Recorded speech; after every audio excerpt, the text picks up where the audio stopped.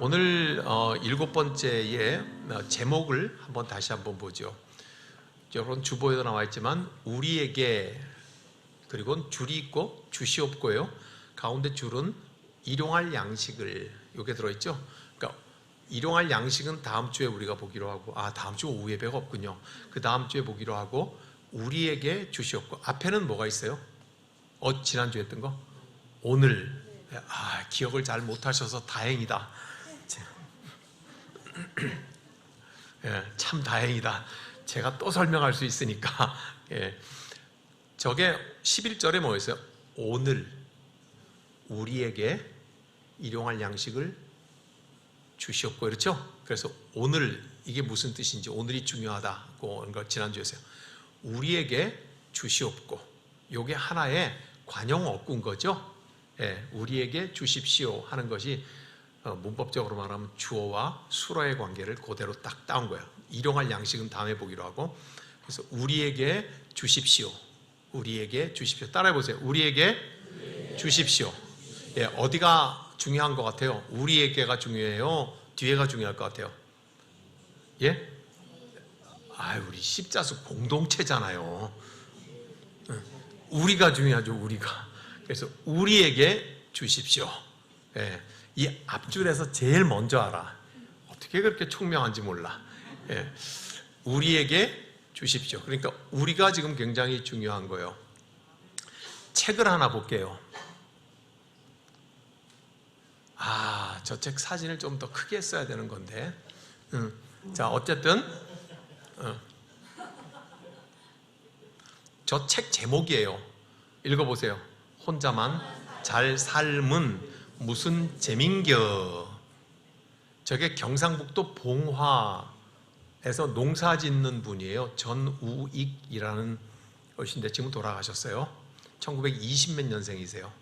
근데 전우익 선생이 저기다가 경북 봉화에서 농사를 지으면서 굉장한 지성인이에요. 지성인으로 일평생을 사시던 분인데 경북 봉화에서 농사를 지으면서 터득한 것, 깨달은 것을 가지고 책을 썼어요. 저분이 저 책 말고도 재미있는 걸 또 썼어요. 제목이 호박이 덩굴채로 굴러온다 하는 제목의 책도 있어요. 혼자만 잘 삶은 무슨 재민겨. 경상도 봉화의 사투리를 다 흉내를 내서 읽어야 멋있습니다. 맛있어요, 말이. 자, 밑에 있는 글씨를 다 같이 천천히 읽겠습니다. 시작. 혼자만 잘 삶은 별 재미 없니다. 뭐든 여럿이 논아 갖고 모자란 곳을 두루 살피면서 채워주는 것, 그게 재미난 삶 아니껴. 제가 잘하죠? 고향말을 하니까 잘하는 거예요. 포항말은 어떻게 하냐면요, 밥 잡사니껴 이래요. 밥 잡사니껴. 그쪽 말이 좀 그런 거죠. 제가 혼자 한번 읽어볼게요. 혼자만 잘 삶은 별 재미 없니다. 뭐든 여럿이 논아 갖고 모자란 곳을 두루 살피면서 채워주는 것, 그게 재미난 삶 아니껴. 찰떡같이 잘하죠?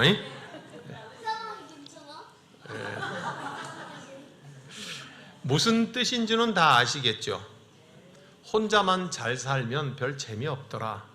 뭐든 여럿이 논아갖고 모자란 곳을 두루 살피면서 채워주는 것, 그게 재미난 살인 것입니다. 그 말이죠. 저건 뭘 말하는 거예요? 우리 공동체, 우리. 그래서 저 전우익 선생이 농사는 사실 대체적으로 혼자 지을 때가 많잖아요. 작은 농사는. 그 농사를 지으면서 이거 나 혼자 먹어야 되겠다가 아니라, 저기 있는 말로 하면은 논아무야 되겠다. 그렇게 이제 생각을 하면서 농사를 지어서 홀로 일하되 우리를 생각을 하는 삶, 이것이 중요하다는 것을 알아요. 그죠? 그래서 저거를 염두에 두고, 자, 성경의 시대에 뭐가 중요한가? 다음 화면을 보겠습니다. 성경의 시대. 자, 1번 뭐예요? 농사업, 상업. 요새 다 있는 거죠? 요새 다 있는 겁니다, 저런 거를. 예. 그게 특징이 뭐냐면 2번 시작. 개인보다 공동체가 중요시 된다. 그죠? 농사를 지어도 다 두레를 해야 되는 거예요. 협동을 해야 되는 거죠. 그 다음에 어업도 그런 거죠. 예, 잡았으면 팔 사람이 있어야 되고 살 사람이 있어야 되고, 상업도 그런 거죠. 타인이 없는데 뭘 팔아. 예, 그러니까 이 모든 것들이 다 개인보다 공동체가 중요했던 거예요. 오늘날보다 저 시대가 더 중요했던 거. 저 때는 인구도 작았어요. 그리고 돈도 적었어요. 그러다가 보니까 더더욱이 절실했어요. 사람이. 그죠? 우리라고 하는 것이 더 절실했다고요. 그래서 성경의 시대는 기본적으로 오늘날의 시대보다 더 절절하게 타인이 중요했던 거예요. 남이 중요했던 거예요. 그러니까 나 홀로가 아니었던 시대예요. 그렇게. 근데 오늘 우리의 시대를, 우리가 살아오고 있는 시대 봐요. 극심한 개인화의 시대예요. 극도로 개인화돼서 그러잖아요. 그죠? 요새 갖다가 어린 학생들에게 만약 일주일 동안 자유를 준다면 뭐 하고 싶냐고 물어보세요. 아마도 1번이 원도 한도 없이 혼자서 게임하고 싶다 그럴 거예요. 그죠? 혼자서 잠 안 자고라도 혼자서, 다 혼자서요. 다 자기밖에 생각하지 못해요. 요즘 보니까 선생님들이 굉장히 고통을 겪고 있어요. 이유가 뭐예요? 내 자식이 중요하기 때문에. 요즘 하나만 낳잖아요. 그러니까 내 자식이 소중하기 때문에 내 자식 가르치는 선생님도 안중에 없어. 철저하게 자기 개인화되어 갖고 있는 이 시대에 살고 있는데, 이거 우리가 모두가 느끼면서 탄식하잖아요. 그러면서 탄식하면서 뭐가 필요하다 그래요? 함께 살아가는, 더불어 살아가는 세상이 필요하다고 그러잖아요. 철저하게 개인화될수록 더 그래요. 예수님의 시대에도 그랬어요. 예수님의 시대는 외로웠어요. 사람이 적었어요. 돈도 없었어요. 물건도 적었어요. 그리고 멀리 떨어져 있어가지고 걸어 다녀야 됐어요. 그러니까 정말로 이웃이 필요하고 정말로 공동체와 우리가 필요했던 거예요. 그러니까 예수님이 뭐라고 하는 거예요? 오늘 중요한 데인데, 오늘을 우리에게 일용할 양식을 달래요. 우리에게. 전우익 선생이 뭐라요? 혼자만 잘 살면 뭔 재민겨. 그죠? 그러게요. 우리에게 일용할 양식을 달라고 그렇게 말을 하고 있어요. 왜 예수님께서 우리라고 하냐면, 현실적으로 우리 공동체가 중요하지만 그것은 더 깊고 크게 봐서는 이런 문제였어요. 다음 화면을 한번 봐요. 예수의 하나님 나라요. 예수님이 3년 동안 공적인 생애로 일을 하시잖아요. 그죠? 그게 마태, 마가, 누가, 요한복음에 있잖아요. 그걸 일컬어 공생애라고 하죠. 예수님이 공식적으로 생애를 하나님의 아들로 시작을 하면서 했던 첫 번째 말이 뭐게요? 첫 번째 예수님이 한 말, 복음서에서.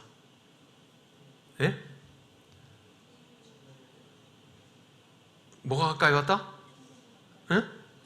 하나님의 나라가 가까이 왔다. 여기서 뭐래? 회개하라. 하나님의 나라가 가까이 왔다. 천국이 가까이 왔다. 그죠? 하나님의 나라는 기본적으로, 나라는 공동체예요.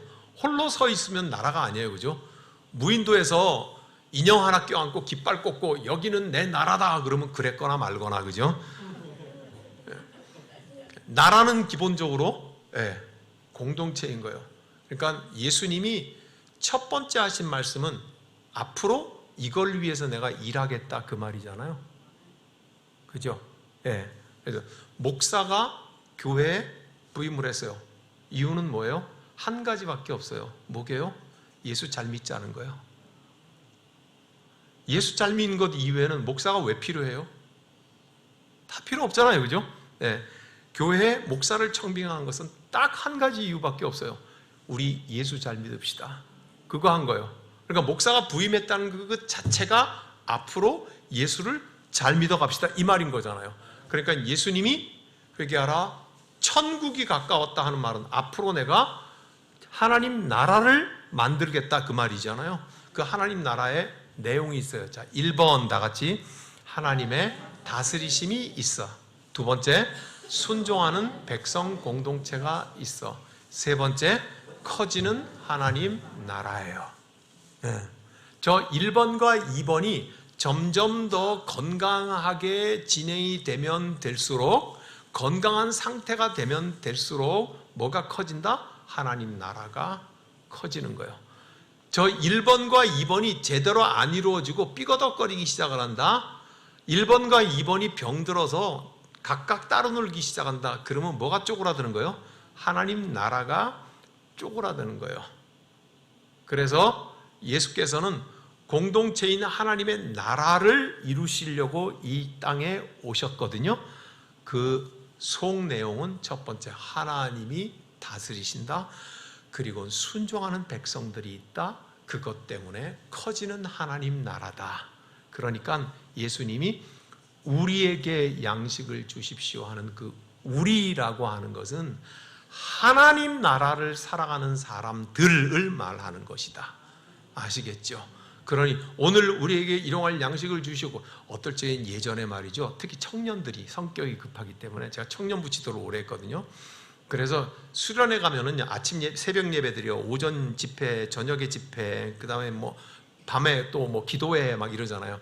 그럴 때마다 주로 뭐 해요? 주님 가르치신 그대로 마치겠습니다 하고 하면은 뭐라고 하면, 하늘에 계신 우리 아버지 이름이 방언이 돼버려요. 그죠? 예. 오늘 우리에게 일용할 양식을 주옵시고 우리가 우리에게 사해준 것 같이 이러면서 제가 따라야 하니까요 혀가 씹히더라고. 예, 다들 급한 거예요. 그러니까 뭐예요? 그게 뭔 줄 알고 그렇게 특급 기차 달리듯이 KTX 달리듯이 그렇게 하는 거예요. 그 기도가 뭔지 알고. 예, 그래서 조곤조곤 천천히 하자, 좀 생각 좀 하면서 하자, 그러기도 하고 그랬어요. 그래 보세요. 오늘 우리에게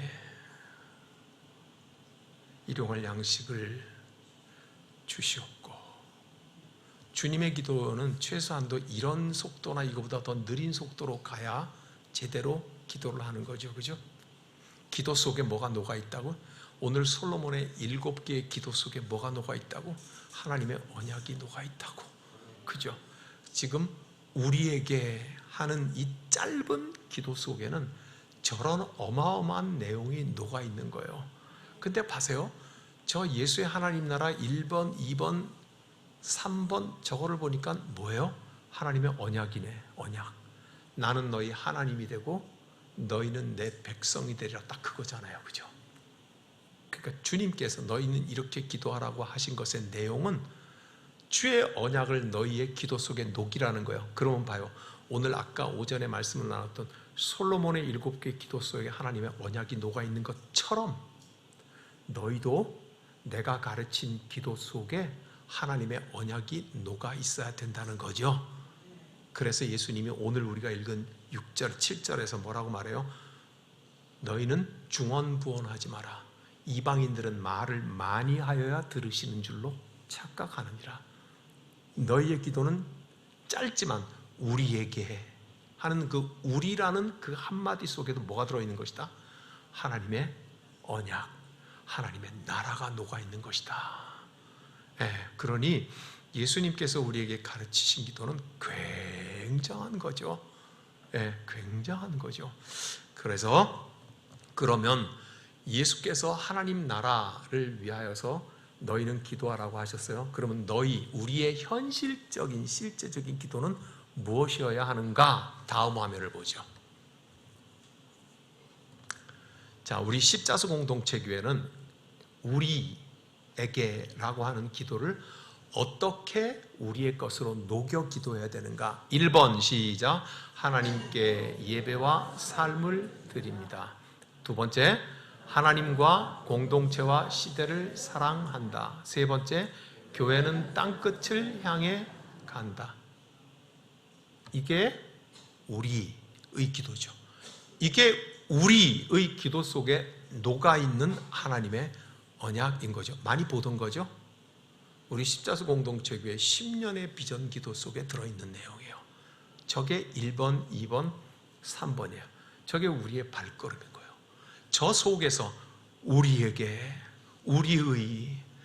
우리의 간구를, 여기에 뭐가 녹아있다? 하나님의 언약이 녹아있는 거다, 이 말이에요. 그래서 제가 이렇게 말을 하잖아요. 10년의 비전 기도를 10년 동안 하면서 하나님이 어떻게 역사하시는지 한번 보자고.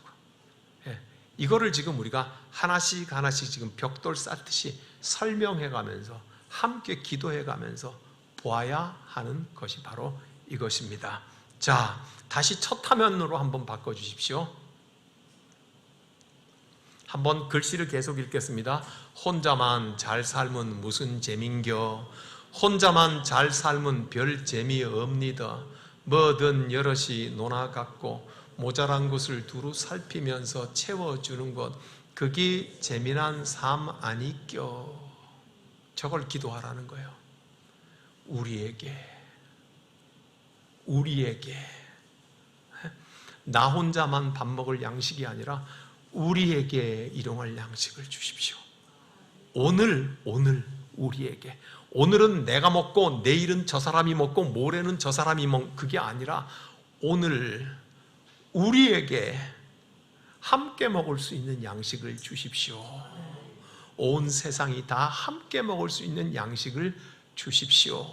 그래서 말이죠, 교회, 그리스도인, 우리의 기도는 세상을 먹여 살리는 기도예요. 굉장히 중요한 문제예요. 교회가 세상을 먹여 살린다? 웃기지 마라. 이거는 무슨 소리인지를 이해하지 못하니까 세상이 그런 소리 하는 거예요. 우리는 하나님의 자녀들이에요. 그래서 우리 아버지 앞에 뭐라고 말해요? 오늘 우리는 누구예요?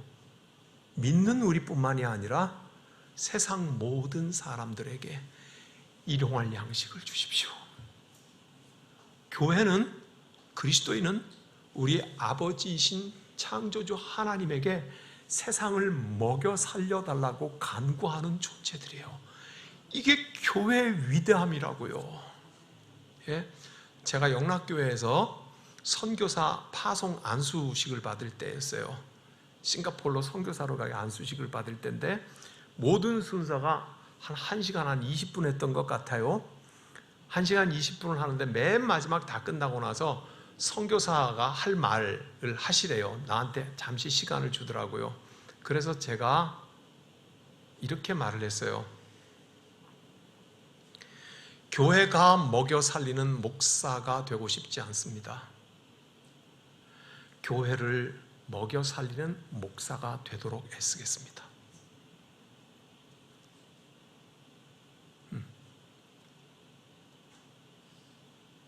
나는 많은 분들이 그 의미를 신앙적으로 알았으리라고 생각해요. 또한 동시에 많은 분들이 도대체 저 선교사는 파송하는데 뭔 소리를 하고 있는 거야? 지가 교회를 먹여 살리더니, 나는 많은 사람들이 이해 못하시리라고 생각해요.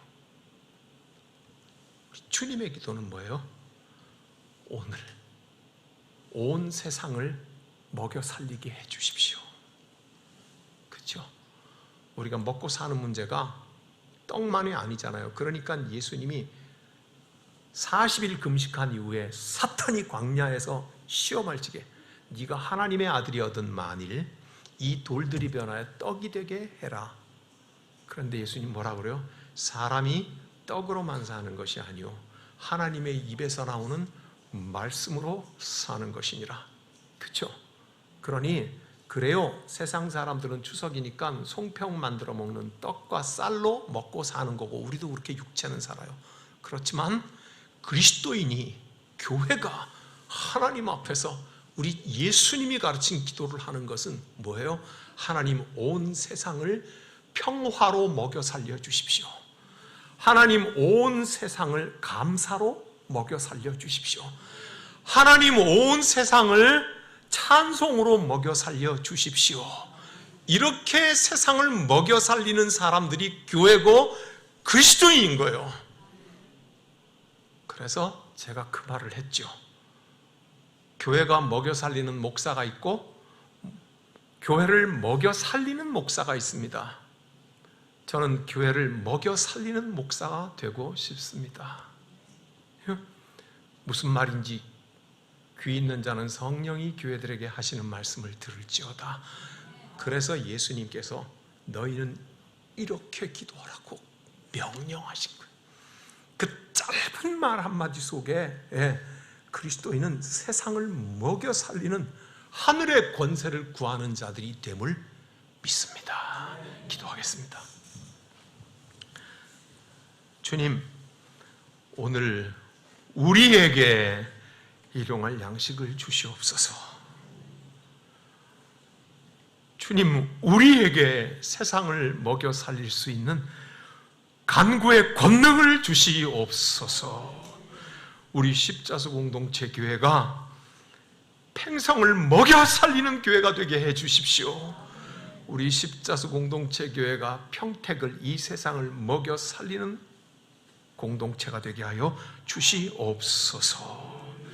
지금은 우리를 구원하신 예수 그리스도의 은혜와 하나님 아버지 크신 사랑과 성령의 사귐이 함께 하옵시기를 간절히 축원하옵나이다. 아멘.